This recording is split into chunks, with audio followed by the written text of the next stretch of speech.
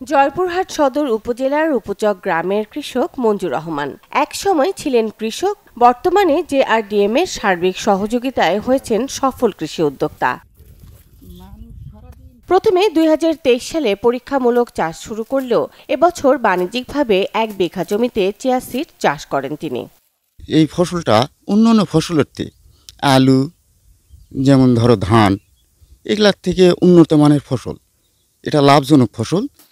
একদিকে পুষ্টি চাহিদা মেটাতে, অন্যদিকে উচ্চ মূল্যের ফসল হওয়ায় কৃষক অর্থনৈতিকভাবে লাভবান হবেন। আচ্ছা, ধান, গম, আলু আবাদ করি, অত লাভজনক হয় না। ওই মজনু ৮৬ আবাদ করছে, এটা হেভি লাভজনক। সামনে বর্তমানে ইনশাল্লাহ আমরা আবাদ করব। চিয়া সিড একটি উচ্চ মূল্যের বিদেশি ফসল, যা চাষ করে কৃষকেরা ব্যাপকভাবে লাভবান হবে। আমরা এই লক্ষ্য নিয়ে জেআরডিএম কৃষকের মাঝে সার, বীজ প্রদান করছে। জয়পুরহাটে বাণিজ্যিকভাবে চিয়া সিড চাষ শুরু হয়েছে। এক্ষেত্রে সঠিক পরিচর্যা করতে পারলে আশানুরূপ ফলন পাওয়া যাবে। জয়পুরহাটে চিয়া সিড চাষ হচ্ছে।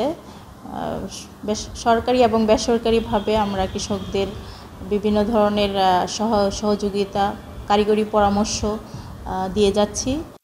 ১ বিঘা জমিতে চিয়া সিড আবাদে খরচ ১৫,০০০ টাকা আর বিক্রি করছেন ৬০,০০০ টাকা দরে। Desk report, channel 24।